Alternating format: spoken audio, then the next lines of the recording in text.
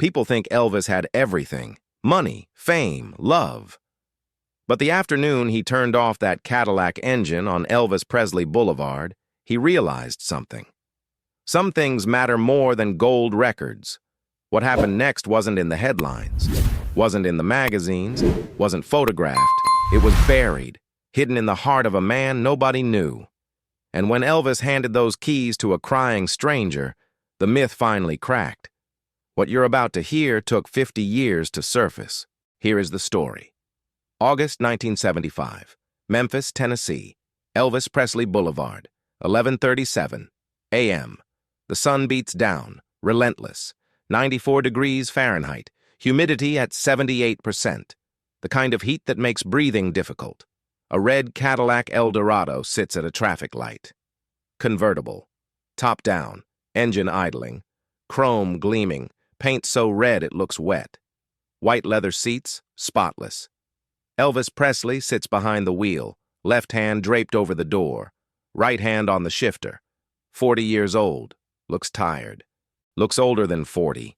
Blue silk shirt, unbuttoned at the collar, sweat stains forming, gold sunglasses, Ray-Bans, black hair swept back, passenger seat, red vest, 46 years old, former Marine, bodyguard, friend since 1948, white t-shirt, jeans, boots, shoulder holster under a light jacket, gun inside, always armed, they just left a meeting.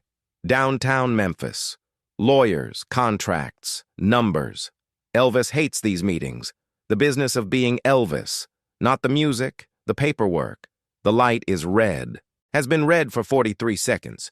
Elvis isn't looking at the light. He's looking right. Sidewalk, concrete, cracked, weeds growing through, a bus stop bench, green paint peeling, graffiti on the back, and a man sitting on the curb, not the bench. The curb. Maybe 40 years old, maybe 50. Hard to tell. White shirt used to be white, now grayish, stained. Khaki work pants, torn at the knee. Brown boots, steel-toed, scuffed. The man sits, elbows on knees, hands covering his face. His shoulders shake. Not from cold. It's 94 degrees. From crying. Full body sobs. People walk past. 3 in the last minute. Nobody stops. Nobody looks. This is Memphis. You mind your business. Elvis stares. Removes his sunglasses. Slow. Deliberate. Red notices. Boss? Elvis says nothing. Boss. Light's green. The light changed 12 seconds ago. Elvis doesn't move. Behind them, a horn. Short. Polite. Another horn. Longer. Less polite. A third. Sustained. Angry. Elvis, we're blocking traffic. Elvis still stares at the man. 15 seconds. 20. 25. The man doesn't look up. Just cries. Boss? Seriously? Elvis turns off the engine. Sudden silence. Shocking. Red's mouth opens. What? Elvis opens his door. Steps out. Boss? What are you doing? Elvis doesn't answer. Just walks. Straight into traffic. Doesn't look left. Doesn't look right. A pickup truck swerves. Brakes squeal. Hey, watch it! Elvis doesn't flinch. A sedan honks. Loud. Long. Elvis keeps walking. Red follows. Has to. 27 years of protecting this man. His hand goes to his jacket, to the gun, not to draw, just to know it's there. They cross the street. Elvis first. Red 3 steps behind. The man still hasn't looked up, still sobbing, hands on face, shoulders heaving. Elvis stops, 2 feet away, stands there, quiet. Red scans, looking for threats, seeing none, just a broken man. 5 seconds pass, 10, 15. The man sobs slow, like he senses someone. He lowers his hands, slow, hesitant, his face, red. Puffy, wet, eyes bloodshot, tears streaming, snot running. He blinks, once, twice, focuses on Elvis. Eyes widen, mouth opens, no sound. Your voice cracks, raw, wrecked. You're Elvis Presley. Elvis crouches down, slow, careful. Gets to the man's level, eye to eye. You okay? The man stares. I don't. Elvis waits. Patient. Still. The man wipes his face, smears tears, smears snot. I'm sorry, I don't know why I'm sitting here. It's okay. I'm sorry. You don't need to apologize. The man looks away, ashamed. Quick thought. Have you ever walked past someone crying and pretended you didn't see? Drop a comment. What happens in the next 12 minutes will show you why this moment changed everything. Here is the story. The man's name is Howard Lee Griffin, 42 years old, born March 14, 1933. Tupelo, Mississippi, same town as Elvis. Elvis born January 8, 1935, same red Mississippi clay. But they never met, until now. Howard's father worked the railroad, died when Howard was 17. Heart attack, 49 years old. Howard's mother raised 3 kids alone, seamstress, 50 cents per dress. Howard graduated high school, second in his class, got a scholarship, Mississippi State, engineering, turned it down. Mother needed help. He got a job instead, furniture factory, 65 cents an hour, worked up, foreman by 25, $2.15 an hour, met a girl at church, Linda Renee Walsh, brown hair, green eyes. They married October 6, 1956, 43 guests, potluck reception, honeymoon in Biloxi, 3 days, $12 a night. They moved to Memphis in 1959. Better job, better pay. Howard ran finishing department, $14.50 an hour. Linda got work too, St. Joseph Hospital, nurse's aide, $2.85 an hour. Together they made $58.80 a week. Bought a house, 2-bedroom, $87 a month. Their daughter was born May 22, 1964, Sarah Lynn Griffin. 7 pounds, 4 ounces, perfect, healthy, beautiful. Howard cried when he held her. First time Linda saw him cry. 7 years passed. Life was good. Then, 1971. Sarah got sick. Thirsty all the time. Weight loss. Always tired. They took Sarah to the doctor. Dr. Raymond Moss, 48 years old. Blood test, urine test. Results came back 3 days later. Sarah has type 1 diabetes. The words hung there. Heavy. Final. She'll need insulin injections. Daily. For the rest of her life. How much does insulin cost? About $50 a week.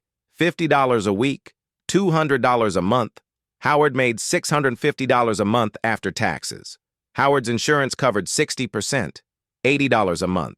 They could do that. They had to. For 4 years they managed. Insulin, testing, diet. Sarah grew, made friends, went to school, mostly normal, until March 1975. Memphis Furniture Works announced layoffs. 97 employees laid off. Howard Griffin was number 43. 16 years with the company, gone. 2 weeks' pay. Insurance continues 30 days. Then it ends. What about unemployment? $112 a week. $448 a month. He applied for jobs. 17 applications in 4 weeks. Got 3 interviews. No offers. The problem was Memphis in 1975. Recession. 8.9% unemployment. Linda picked up extra shifts. 16 hours, 20 hours, 24. Made an extra $60 a week. It helped, but not enough. April 30th. Insurance ended. Sarah's insulin now cost $200 a month. They couldn't afford it, but they had to. So they cut everything. Beans, rice, pasta, no extras. Every penny went to keeping Sarah alive.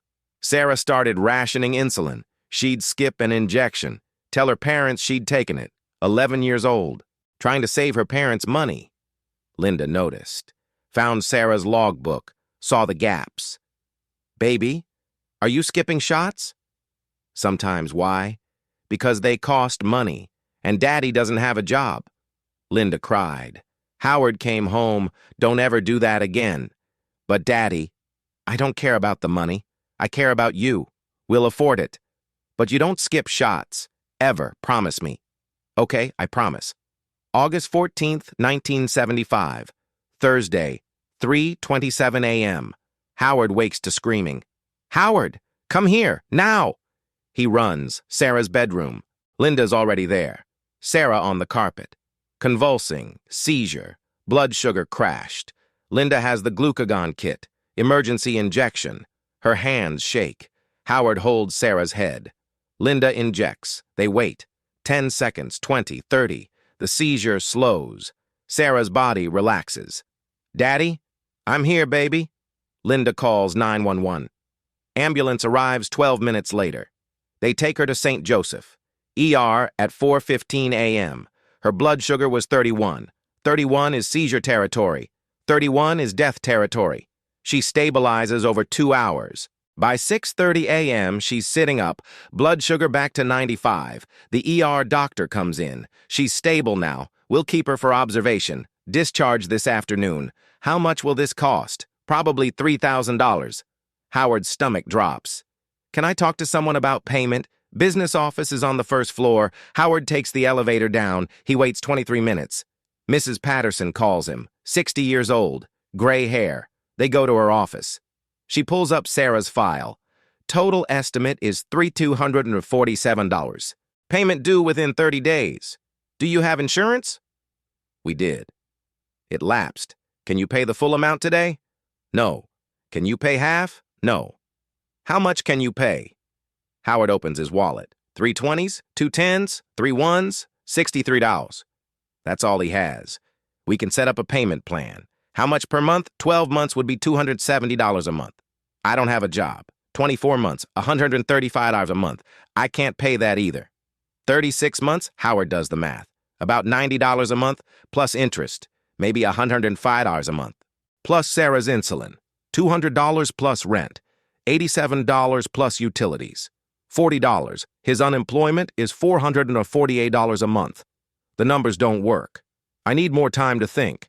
Sarah will be discharged this afternoon. We need a payment commitment. Howard rides the elevator up. Sarah's eating Jell-O. Daddy, look! They have Jell-O! That's great, sweetheart. Linda looks at him, reads his face. He shakes his head. Sarah is discharged at 2 p.m. They go home. Linda helps Sarah to bed. Howard goes to the kitchen, sits at the table. Linda sits across from him. They don't talk. An hour passes. Sarah wakes. Linda gets water. Howard sits, thinking. Sell the house? Where would they live? Borrow from family? His mother has nothing. Friends? Everyone's broke. It's 1975. Recession. The clock ticks. 4 p.m. becomes 5 thou. 5 becomes 6 wow. Linda makes dinner. Spaghetti, jar sauce, $1.89 for pasta, $0.79 for sauce. They eat in silence. Sarah talks about the hospital. Howard and Linda smile, but they're not really there. After dinner, Howard stands. I'm going for a walk. Linda understands. He leaves, walks, down Spotswood Avenue, past the school, past the park, still hot, still humid. He walks and thinks about the bill, about the insulin, about Sarah, 11 years old, depending on him, and he can't provide. What kind of father is he? The walk takes him along Elvis Presley Boulevard. He doesn't plan it, just ends up there. He's been walking for 2 hours, almost 9 p.m. His feet hurt. His legs ache. He should go home. But he doesn't want to face Linda, doesn't want to face Sarah, doesn't want to face his failure. He keeps walking, and something happens. The weight of it all, everything, the job, the money, the hospital, Sarah, the seizure, the fear, it lands on him all at once. He stops walking. Bus stop, bench, curb, his legs give out. He sits on the curb, concrete, rough, dirty, and he cries. Full sobs, body shaking, gut-wrenching. He's failed. Failed his daughter, failed his wife, failed as a man. No way out, no solution, no hope. He cries so hard he doesn't hear anything, doesn't hear cars, doesn't hear people, doesn't hear footsteps, until a voice says, "You okay?" Back to now. Elvis crouched. Howard looking up. Vision blurry, blue eyes, black hair. Elvis Presley. You're... Elvis nods. You're Elvis Presley. I am. Howard wipes his face. I'm sorry, it's okay. I don't usually cry in public. Everyone cries sometimes. Howard looks at him. This is Elvis Presley, and he's talking to Howard. He stopped. I should go. You don't have to. I'm fine. You're not. Simple, direct, true, no judgment. Howard's face crumbles. No, I'm not. Elvis sits down. Right there. On the curb. Silk shirt. Expensive pants. Sitting in the grime. Red stands behind. Watching. Cars pass. One slows. Elvis. Elvis doesn't look. Keeps his eyes on Howard. What's your name? Howard. Howard Griffin. Elvis extends his hand. Howard takes it. Shakes. Nice to meet you, Howard. You from Memphis? No. Tupelo. Elvis's eyebrows raise. Me too. I know. When do you leave? Same year I really left. This is surreal. Sitting on a curb. With Elvis Presley. You got family, Howard? Wife. Daughter. How old's your daughter? 11. Elvis smiles. I got a daughter too, Lisa Marie. She's 7. That's nice. Best thing I ever did. Yeah. Silence. Traffic sounds. Memphis at dusk. Elvis looks at Howard. This isn't a fan. This is a man in pain. Real pain. What happened, Howard? Howard looks down. You don't have to tell me. My daughter's sick. Quiet. Barely audible. She has diabetes. Type 1. Needs insulin every day. Elvis nods. I lost my job, lost my insurance. This morning she had a seizure. We took her to the hospital. Is she okay now? She's okay. But the bill, I can't pay it. How much? $3,000. Elvis doesn't react. To him, $3,000 is nothing. But he knows. To Howard, it's everything. That's why you're sitting here. Howard nods. I walked out. Told my wife I needed air. I ended up here. And I couldn't. He can't finish. Elvis puts a hand on Howard's shoulder. Heavy, warm, real. It's okay. I don't know what to do. You'll figure it out. I won't. You will. How do you know? Because you have to. For your daughter. Howard looks at him. Elvis's eyes. Steady. Certain. Her name's Sarah. Beautiful name. You probably have somewhere to be. I don't. You stopped your car. I did. Let them wonder. Another silence. Elvis looks at the Cadillac. Still parked. Red standing guard. Elvis makes a decision. He stands. Offers Howard his hand. Howard takes it. Elvis pulls him up. Come with me. Where? Just come. Howard follows. They walk to the Cadillac. Red sees them. Boss? Red, give me the keys. They're in the ignition. Elvis reaches in, takes them, holds them. This car. 1975 Cadillac Eldorado. Factory red. White leather. 500 cubic inch V8. He's owned it 6 months. Driven it 1,427 miles. Paid $32,000. Cash. Loves this car. But Elvis remembers something. Tupelo. December. Elvis is 13. His father, Vernon, lost his job. Trucking company laid him off. Vernon tried to hide it, but you can't hide unemployment in a 2-room house. Rent was due, $50. They didn't have it. The landlord came, January 12th. Vernon stood on the porch, talking, pleading. Elvis watched through the window, saw his father's shoulders slump. 1-week extension, after that eviction. Vernon came inside, sat at the table, put his head in his hands. We'll figure something out. How? We'll pray. Prayer don't pay rent, Gladys. Elvis had never heard his father sound like that. Broken, hopeless. Next morning, Vernon looked for work. Came back empty.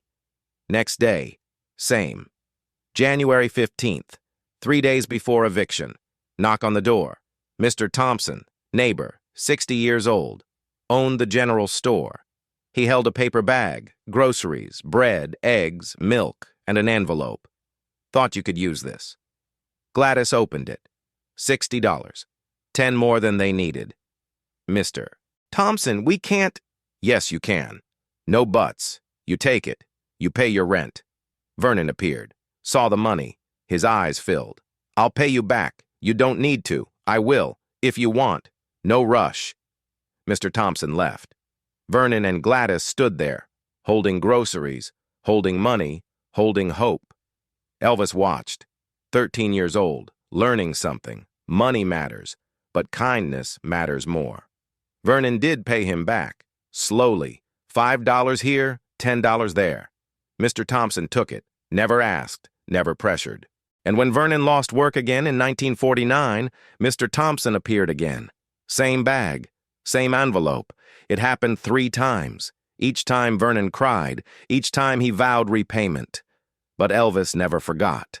The way Mr. Thompson saw them, saw the need, acted without hesitation, no judgment, no strings, just help. Now. August 1975. Elvis is 40, holding car keys. Looking at Howard Griffin, a man crying on a curb, a man with a sick daughter, a man exactly where Vernon was in 1948. Elvis knows what Mr. Thompson would do. He extends the keys to Howard. Here. Howard looks confused.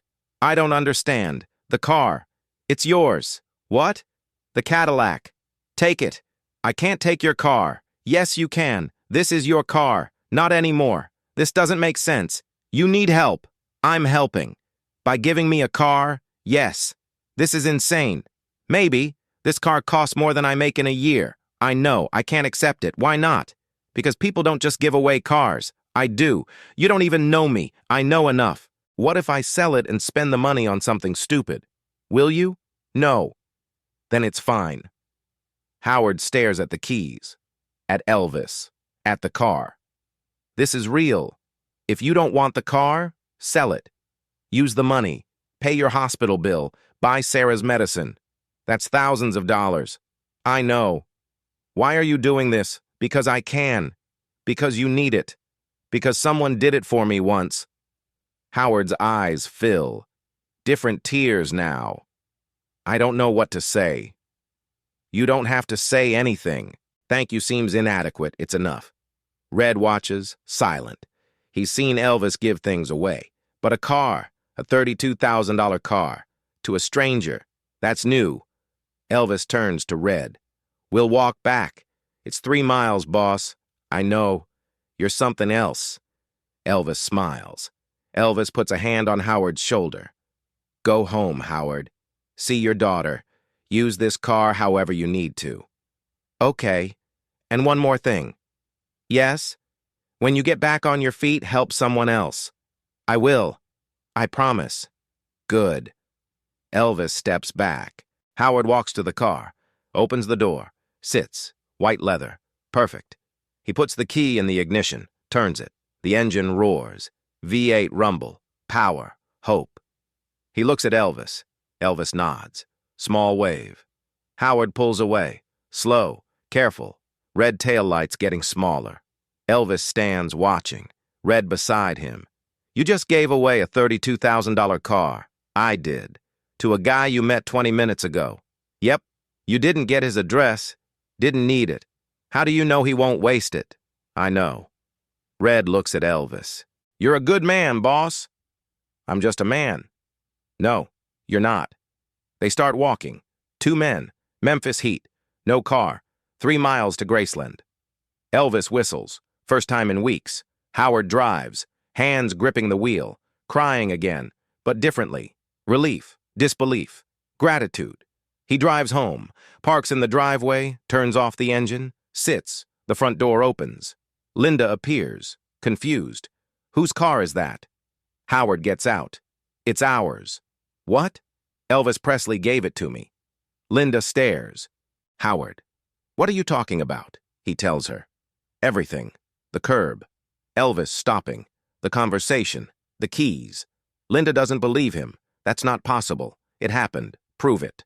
Howard opens the driver's door. Points to the registration. Elvis Aaron Presley. 3764 Elvis Presley Boulevard. Linda looks, reads, sits on the porch steps. Oh my God, I know. They sit together, staring at the car. Sarah comes to the door. Whose car is that? Howard lifts her, hugs her tight. It's ours, baby. Really? Really? Can I sit in it? You can. Sarah squeals. Howard opens the passenger door. She climbs in, bounces on the seat. It's so pretty. It is. Linda looks at Howard. Are we keeping it? No, we're selling it. Paying the bills. But maybe we keep it a few days? Linda smiles. A few days. That night, Howard can't sleep. Gets up every hour. Looks out the window, making sure the car is still there. Each time, it is. Still there. Still real. 3 days later, Howard sells the car. Private sale. Ad in the commercial appeal. 1975 Cadillac Eldorado, red 1,500 miles, $28,000. 12 calls the first day, sells it the second day to a doctor from East Memphis, Dr. Andrew Carlisle, cardiologist, $2,750 cash. Why are you selling? Howard tells him. The doctor doesn't believe it. Then Howard shows the registration. Elvis really gave you this? He did. Why? Because I needed help. The doctor shakes his head. That's incredible. It is. Howard uses the money. Hospital bill, $3,247, paid in full. 3 months rent, $261. 6 months of insulin, $200. Overdue bills, $387. Groceries, $150, real groceries. Sarah stares at the refrigerator. It's full. The rest goes into savings. $15,000, Bank of Memphis, emergency fund. Now they can breathe. Howard gets a new job 3 weeks later. FedEx, just opened their Memphis hub. Warehouse supervisor, $5.25 an hour. Benefits after 90 days. Howard takes it, works hard, promoted within 6 months. Assistant manager, $6.50 an hour, full benefits. Sarah's insulin now costs $30 a month.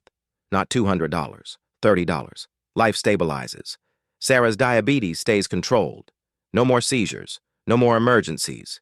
She grows, makes friends, plays softball, gets good grades. Mostly normal. Howard never forgets. Never forgets that night. Never forgets Elvis. August 16th, 1977. Tuesday afternoon. Howard is at work. One of the guys runs in. Turn on the radio. Elvis is dead. What? Elvis Presley. He died. Howard's legs go weak. He sits down. Someone turns on a radio. Confirmed dead at Baptist Memorial Hospital. Elvis Presley, 42 years old. Howard listens, numb. He goes home early. Linda's already watching the news, crying. Howard sits next to her, takes her hand. They watch in silence. Footage of Graceland, fans gathering, flowers, candles, thousands of people, mourning. Howard cries, quietly, the grief of losing someone who saved you. That night, Sarah asks, "Daddy, why are you so sad?" Howard looks at her. 11 years old, alive, healthy, because of Elvis, because a good man died today. Did you know him? Once? For a little while? Howard tells her the story. The curb, Elvis stopping, the car. Sarah listens, wide-eyed. We should do something nice, to honor him. You're right. 2 days later, Howard and Sarah go to the grocery store. Buy food, canned goods, pasta, rice, fill the cart, take it to the Memphis Food Bank, donate it all, $73 worth. This is in memory of Elvis Presley. A lot of people are doing that this week. Good. It becomes tradition. Every August 16th for the rest of Howard's life. He donates food, money, time, always in Elvis's name. 5 years after Elvis's death, Howard reads the newspaper. Family lost everything in a fire. Howard goes to the bank, withdraws $500, drives to the address, finds the family, staying with relatives, everything in 2 suitcases. Howard hands them the envelope. This is to help you. We can't accept this. Yes, you can. We don't even know you. You don't need to. Why are you doing this? Because someone did it for me once. Howard leaves, drives away. In the rearview mirror, he sees them, holding the envelope, the same way he held those keys. Feels good, really good. He does it again, and again. Different families, different situations. Medical bills, job loss, evictions, sometimes money, sometimes time, sometimes just presence. Volunteers at the food bank, helps neighbors, sits with lonely elderly people, sees people, really sees them. Sarah watches, learns. Sarah graduates nursing school, University of Tennessee, BSN, registered nurse, gets 3 job offers, chooses St. Jude Children's Research Hospital, lower pay, but it's where she needs to be. Pediatric oncology, sick kids, scared parents. She's good at it. Treats every patient like they matter. Treats every parent with compassion. She remembers her dad on a curb, being seen by someone who cared. She works at St. Jude for 30 years. Thousands of kids, hundreds of families. Makes a difference. Every day. December 3rd. Howard Griffin has a heart attack. 7:15 a.m. At home. Sudden. Massive. Paramedics can't save him. Howard Lee Griffin. Born March 14, 1933. Died December 3, 2003. 70 years old. The funeral is small. Family, friends, co-workers. Sarah speaks. About her father. His kindness. His generosity. She tells the story. About Elvis. About the car. People cry. Not from sadness. From inspiration. After the funeral, Sarah finds a box. In her father's things. Inside, receipts. Donations, hundreds of them. 1977 to 2003. 26 years. Sarah counts the total. $47,328. $47,000 given away. Quietly, just given. She cries. At the bottom, an envelope. Sarah, her father's handwriting. She opens it. A letter. Dated October 2003. 1 month before he died. Sarah, if you're reading this, I'm gone. The money I gave away. I never told your mother how much. It was never about the money, it was about the people. Elvis taught me that. Not the famous Elvis. The Elvis who sat on a curb with a stranger. That's who I wanted to be. Keep helping people. The world needs more of that. I love you. Dad. Sarah folds the letter. Keeps it. Carries it. Sarah wonders about the car. Where is it now? She searches. VIN number. Registration records. Takes 3 months, but she finds it. 4 owners since 1975. Currently owned by a collector in Jackson, Mississippi. Gerald Klein, retired dentist. Sarah calls him, tells him the story. Do you want to see it? Yes. Sarah drives down. Klein's garage has 6 cars. And there, in the middle, 1975 Cadillac Eldorado. Red, restored. Perfect. Sarah touches the hood. This is it. She sits in the driver's seat, closes her eyes, imagines her father. August 1975. Driving home. Tears and hope. Would you sell it to me? To you? You can have it. I can't accept that. Someone gave it to your father for free. I'll give it to you for free. Sarah's eyes fill. Really? It's the right thing to do. 3 days later, Sarah drives it home. Memphis. Parks in her driveway. Neighbors come out. Beautiful car. She tells them the story. Word spreads. Local news hears about it. Channel 5, interview. Sarah tells the story. About her dad, about Elvis, about kindness. The interview goes viral. Thousands of views, comments. This is beautiful. We need more of this. Graceland contacts Sarah. They want the car, special exhibit. Elvis's generosity, untold stories. Sarah agrees. The car goes to Graceland. On display for 6 months, hundreds of thousands see it. Learn about Howard. Learn about Elvis, the human, not the superstar. After the exhibit, Sarah donates it. Memphis Rock and Soul Museum. Permanent exhibit. Plaque tells the story. The car sits there today, 50 years after it was given, still red, still teaching. Sarah is 61, retired from St. Jude, volunteers now, crisis counseling, homelessness outreach, food distribution, helps every day. Once a month she goes to the museum, sits next to the car, talks to visitors, tells the story, never gets tired of it, because it's not just a story, it's a lesson. Last month, a young man approached her, maybe 25. Are you Sarah Griffin? I am. I read about your dad, about Elvis. I was homeless 2 years ago.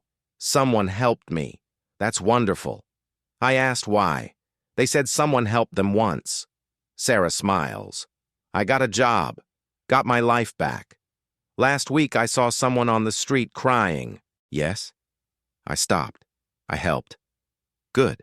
Because of your dad. Because of Elvis. Sarah's eyes fill. What's your name? Marcus. Marcus Webb. Thank you, Marcus. For what? For continuing it. That's what we do, right? That's what we do. He leaves. Sarah sits. Next to the red Cadillac. 50 years. From despair to hope. From one man stopping. Seeing another man's pain. Deciding it mattered. Have you ever had the chance to help someone and didn't take it? Or did take it? Drop a comment. Elvis had everything. Fame, fortune, talent, but that's not why people remember this story. They remember because Elvis saw, really saw a man in pain, and acted, not for cameras, not for publicity, just because he could. That moment rippled. Howard helped 47 families. Sarah helped thousands. Marcus helped one. So far, how many will that person help? On and on, forever. Because kindness doesn't die. It multiplies. 1 becomes 2, 2 becomes 4. Exponential, all from one moment. 1 Cadillac, 1 man on a curb, 1 Elvis who stopped. Today someone is crying, somewhere. Someone is breaking, you'll pass them, or see them. You'll have a choice, keep walking, or stop. Elvis stopped. Howard stopped. Sarah stopped. Marcus stopped. What will you do? We're all one bad day from being Howard, one good decision from being Elvis. The question is, which one you'll choose. The red Cadillac sits in the museum, waiting for the next person who needs to hear the story. Maybe it's you. The world is full of people who need help, full of people who can help. The tragedy is when they never meet. Elvis made sure they met. August 15th, 1975. Memphis sidewalk. He could have driven past, could have ignored, but he didn't. He stopped. He saw. He acted. 50 years later, we're still talking about it. Still learning. Still carrying it forward. That's legacy. Not the songs, not the movies. The legacy is Marcus, is Sarah, is every person who helps because they were helped. That's immortality. Not in statues, in human hearts, in continued action. Elvis died August 16, 1977, but this part of him is still alive, still moving, still changing lives. Because stories like this don't end, they transform from 1 red Cadillac to 47 families, to thousands of children, to 1 homeless man, to whoever he helps next, forever. That's the power of seeing someone, of stopping, of giving when you don't have to. Howard never forgot. Sarah never forgot. Marcus never forgot. Don't you forget either. The world doesn't need more celebrities.